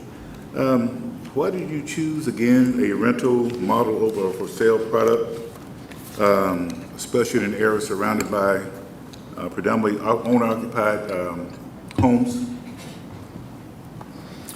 Versus, say, like a traditional single-family subdivision? Yeah. First, the frontage is more suitable, for retail more than single-family in nature. And this is why it's a general transition between the two. Second, the land price is high. And so smaller parcels with the housing makes it expensive for single-family development. So you have to deal with that because it's multiple parcels. And then finally, this acts as an infill development. And so with the odd dimensions, it really doesn't provide for an efficient single-family lot layout. So you just cannot build enough to justify the high cost that goes into it. Next question. Can you provide data or studies showing demand for rental units in this specific area versus for sale homes? I'm sorry, provide studies? Yeah, showing demand for rental units in this area. What's Yes, your sir. projection from your perspective? It's pulled from market studies, market analysis, so we do a lot of market research on that. Yes, sir. Okay, thank you. You're welcome. You have a question? Yes, sir. Yes, sir. If we were, with the Jonesboro Road extension, if we were to push this development off to 2030, 2031, is that something that would you be agreeable to? I mean, obviously, I have to go back and talk to, our managing partners on that, but we absolutely will work with you guys to try to, again, be good neighbors with these projects. That's a long time frame, but we definitely want to work with you guys. We understand the concern with respect to the infrastructure worries that y'all have, and so we would like to work with y'all where we can. I have a piggyback on that particular question. What's the time frame as of now? In terms of our time frame? Yes. The earliest that we would, because obviously assuming an approval here, we'd have to go through the engineering process, plan review process, So the earliest that we're looking at was late next year, early 2027. To break ground? So, yes, well, breaking ground late 2026. So one of the conversations that we had leading up to this was that that there was a potential condition that we wouldn't be able to go vertical until early 2027, and that was working completely within our time frame. Do you have a projected completion date as of now? Projected right now, we are in that 2027 range. 2027? Yeah, Okay. so- And that goes back to the additional, to the initial question, based on the county and Jonesboro Road widening, pushing it back, where do you guys stand? Or have you discussed it at all? This is the first time I'm hearing about the new date, the 2028 date. Like I said, we talked about the early 2027, so that's something we'd have to go back and kind of discuss. But like I say, again, we're amenable to work with y'all. Okay. So If approved, that would be one of the conditions based on county recommendation? Yes, sir. Okay. All right. And Any just- additional questions for the applicant? I'd like to make a statement before you Yes. continue. Okay. Jonesboro Road is likely to be open and widened in 2028. The condition that staff is proposing, we're still kind of working through, it would give him a certain percentage of houses in between now and 28, and then in 28, everything would be released. So the time frame isn't as far out as like 2030. That would be much easier to work with in that context. Any additional questions for the applicant? Okay. Yes, We sir. have about 1 minute, Mr. Richard. What would be your front and side setbacks for from each unit? We have a 12-foot separation on each unit, so side to side, and then front to back. So obviously there's a 10-foot backyard, and then we have a 15-foot front yard. So from back of structure to front of the next row of structures, it'd be approximately 25 feet. And then side to side is 12, which exceeds the 10-foot fire code requirement. Okay, thank you. Thank you. At this point, we have about 1 minute for anyone. Mr. One more quick question to Mr. Jacobs. Yes, sir. What are your projected price points for the 1, 2, and 3 bedrooms? Yes, sir. Glad you asked.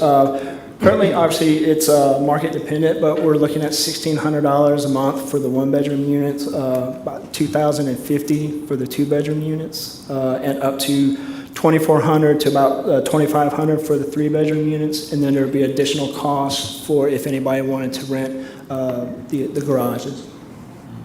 Thank you. Thank you. There's about 1 minute and 50 seconds. Anyone wishing to speak in favor?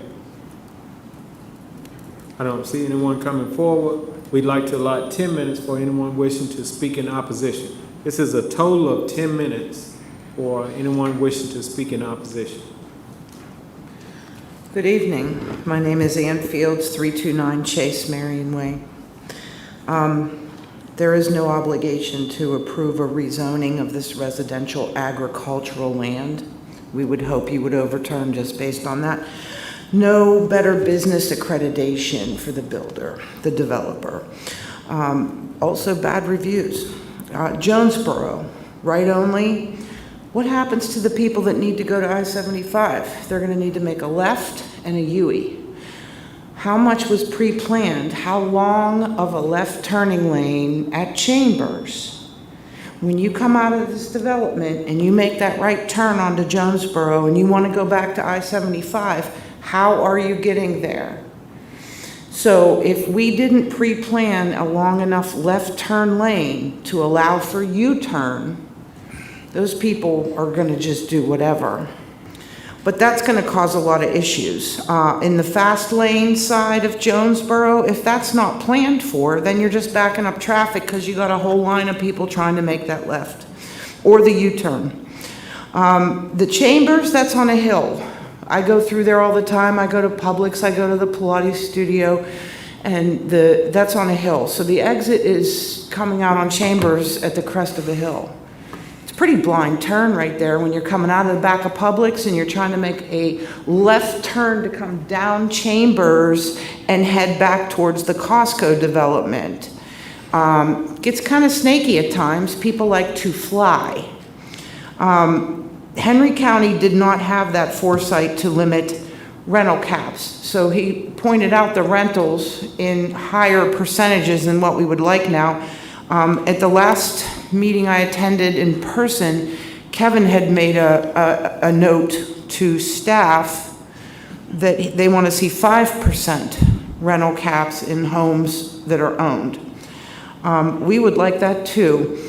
If approving these, we would like to see some regulations around burn bans, complete and total burn bans. No resident that lives 10 feet away from each other should be allowed to flame up a charcoal wood grill or use any type of fire pit in any of these yards. And there isn't anything on our books for that right now. And the development that's being built in my backyard, they're 10 feet apart. There was no burn ban put in as a conditional requirement. There needs to be a burn ban for apartments that you're allowing to be built 10 feet apart. That's insane. Somebody kicks over a barbecue grill, they're gonna set fences on fire, God knows what. So thank you for your time. I appreciate you listening.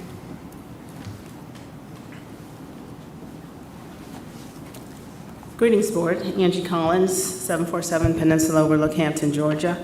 You know, I was really surprised to hear Chad speak because he made it sound as if everyone at that meeting was in agreement. And I attended that meeting, and we took a poll at that time, and everyone there said they do not want this. We live in a very nice suburban residential area that are all fee simple properties. Of course, there's some people in individual communities that are renting. But what I don't want to see is our homes diminished in value. And adding an apartment complex right there would only diminish the value of what we've invested our hard-earned income in. And so as I sat there, I was a little bit surprised to hear him say that it seemed that it was that it would be appealing, but it actually was not. When I think about something like this going in, this would completely change the character of the entire community because we have, again, fee simple homes that people have purchased to perhaps pass on to the next generation. The one thing about when you add an apartment complex, you have no say. Of course, it sounds good to say you want the next generation. Those prices they listed were more like mortgages. And when you think about it, we have had an understanding that there would be no apartments built, no rentals built beyond the Firehouse Subs. I know he knows this because I actually called and spoke with him over the phone about this. And so, but that did not matter. We have apartments right now that are across from the Firehouse Subs, and unfortunately, even though they're very high in cost, if they do not sell, which I've heard rumor, I can't verify, but they're even talking about some of those becoming Section 8s. What does that do to your community? So when you start looking at that, adding that magnitude of homes would add nothing but a strain on our schools, on our hospitals, on our public services. We really don't need that. And not to mention the increase in the noise and the light pollution that we're going to experience. So I think this would greatly congest our already congested streets. So I propose that we say no for this because we've said it loud and clear we don't want it. Not to mention the fact that Minerva, when you look at the ratings that they had on Yelp, verbatim, 4 reviews, Minerva Real Estate. Buyer beware. Minerva will commit to items in the contract and not follow up. Thank you.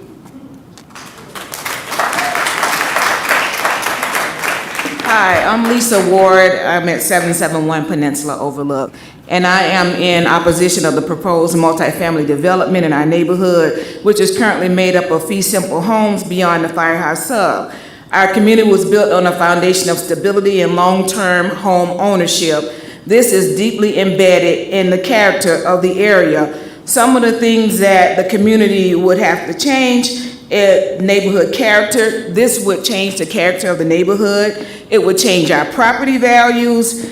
It would put a strain on our services, such as our sewer, water, school, and emergency services. And our Senator John Ossoff has talked about this, about Georgia and these rental homes coming into our communities. Home ownership becomes less attainable when you bring them in. Higher rent and abusive practices by corporate landlords. Ownership is hidden and in multiple LLCs, so you don't know who owns it and who's going to be taking care of the property. And he also mentioned that Henry County has become the corporate rental capital of Georgia. We need to stop that. We want to stop that. We do not want this. I say no. Thank you.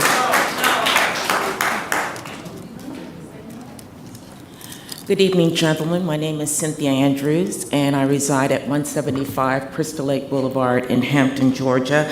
I'm a member of the Economic Development Board, and I know that the mission for the Henry County Development Authority is to bring high quality, high investment into Henry County. We're looking to increase our population with good paying jobs, with folks who own homes and who have a pride in their ownership. To say that people in Henry County would prefer to rent than to own a home is ridiculous. It's insulting, it's patronizing.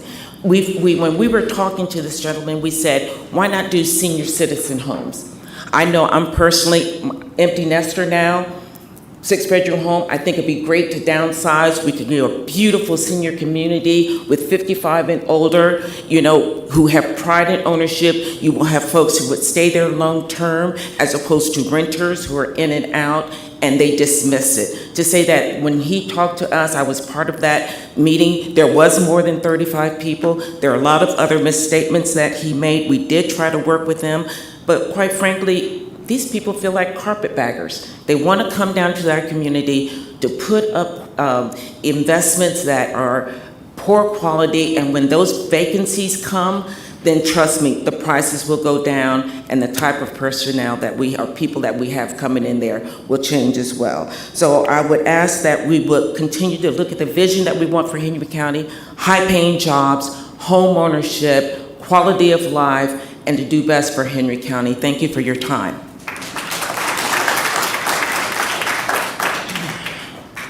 Oscar Smith Namar, 320 Wichita Way, McDonough, Georgia. I was also at that meeting, and this gentleman is a little bit misleading in what he's stating there.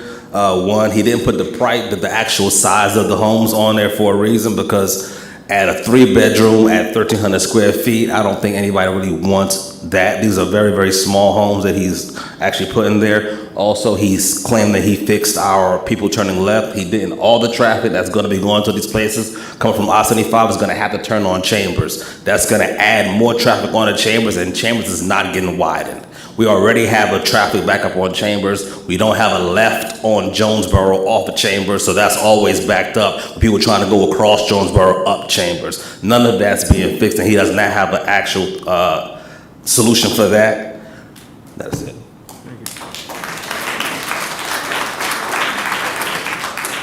Board, thank you for your time. My name's Brian Roundtree. I live at 580 Chambers Road, and I vote that you turn this down because the one car that's showing up on Jonesboro Road, that never happens, not even at midnight. So all I want to ask is if anybody wants to turn this down, please stand up.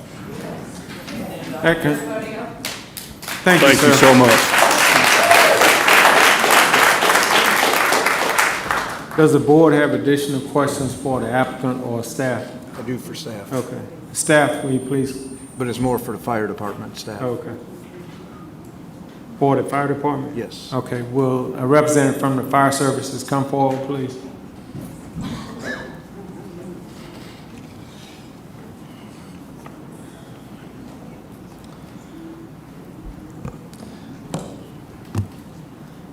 Good evening, good evening, board members. I am Chief Craig Hutter. I'm the Deputy Fire Marshal for Henry County Fire Rescue. I spoke with my compadre right here, Mr. Kenta, and we basically discussed there are some severe concerns as far as fire and life safety are concerned, specifically access issues. We have 200-foot hose lays on our trucks. The lower left-hand corner, will our 250-foot hose lays reach those areas? It's also an access issue for our trucks as well. We have large trucks that require turnarounds, that require distances, et cetera, and so forth. I'm also concerned about this is being billed as an apartment complex, vertical. It's concept versus reality. Sprinkler questions come into issue that will require more research down the road. I think this will be a very enthralled plan review process if approved, and those are the major concerns that we're having right now.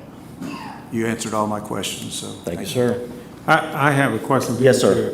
Now, and this kind of goes with staff, being that this is built as an apartment, will it meet the requirements of an apartment complex? Will it? We just had that discussion about 47 seconds ago, and I believe that that'll be some more research down the road. Okay. Concept versus reality. Is this actually a multifamily residential spread out over into like a quad design that you would see on a military base, so to speak, for like bachelor's, officers' quarters? Okay. So yes. I know that there are a couple of the items that are being perceived or promoted as it looks like a joined unit, so you have two units in one with the dividing wall. We, of course, would require the firewalls that we define in our muni codes as a firewall for that separation between those two units. Now, I'm not sure in Henry County, do we require a fire ordinance in terms of grills on the balconies and that type? I don't have that information in front of me right now. I'd be more than happy to get that back to you at a later time. We do have an outdoor burning ordinance that does allow for recreational burning, which includes fire pits and or small fires. Oh, okay. All right. Thank you. Yes, sir. I will add that this development is the only thing that makes it really multifamily is the fact that it is a rental community. Mm-hmm. These are individual units, aside from the one bedroom that are attached, but they're individual units. These units do meet our code as far as building separation for 10 feet. We would need to double check that, but my understanding is that does comply with the International Fire Safety Code. Mm-hmm. This site, with the number of units, would need a traffic impact study, which is typically done after the rezoning process with an approval from the Board of Commissioners. So before permits are issued and applied for, that traffic impact study would be required. It would go through the development process as far as plan review by various departments, and it would need to certainly fit within the future right-of-way of Jonesboro Road and those widening projects. I have another question. If this board denies those units, what some of the proposed construction can you actually place there? If this board would recommend denial, I would of course go to the Board of Commissioners. Is your question? What can we do with that property? It is currently zoned RA with that future land use map designation of high-density suburban. I'm sorry, high-density mixed use. As it's currently zoned RA, that, you could do individual lots, you could do a subdivision there. Lots are going to be certainly larger. With that high-density mixed use, though, that current designation of RA doesn't match that future land use map plan. This is the last real corner of high-density mixed use along the Jonesboro Road corridor. It's the last place that this sort of development would be able to take place with that density. Okay. If he came back and decided he wanted to do single family, he can do so, correct? I would need to double check what the. Yes, he could. Yes. He could? Yes. Okay. Certainly. And So what would, I want to remind you that this area in the high density mixed use designation is 8 to 20 dwelling units to the acre, right? Right. This development itself is on that lower end of 9 units to the acre. If the issue is philosophy and whether the property is for rental or single family, that's not necessarily something that planning and zoning has a say-so. The Board of Commissioners certainly does, but we evaluate it for land use only, not who's going to live in the buildings. exactly. Okay. So the density could possibly go up. If another request came back and somebody wanted to do something more dense, they certainly could request that of the board. They could do vertical apartments, certainly. Right. Okay. Thank you. Question? My one concern is the 250-foot difference and the fire hose only going 240. Well, no permits would be approved unless fire could get to them. Right. That would be addressed during the plan review process, sir. Yes, correct. Yeah, but it's just, the plan layout doesn't compute to. This is only a concept plan, so further engineering would take place if the Board of Commissioners were to approve the request. Thank you. All right. Any additional questions? All right. Thank you. If there's no additional question, you may call the case. Thank you.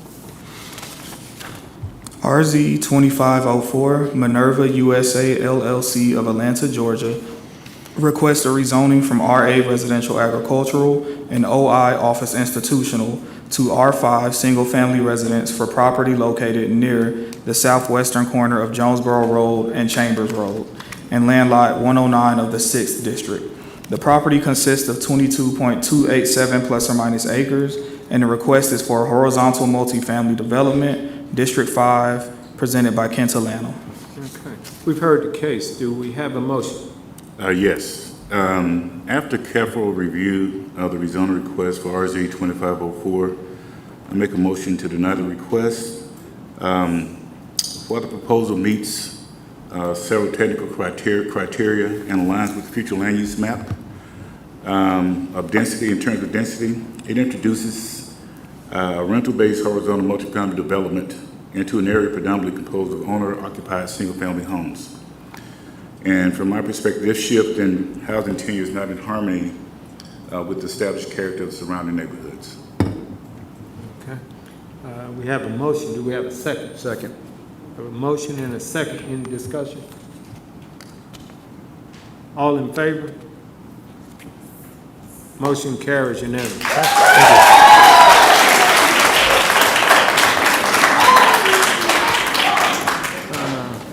I think that concludes our cases for tonight. Motion to adjourn. Make a motion to adjourn.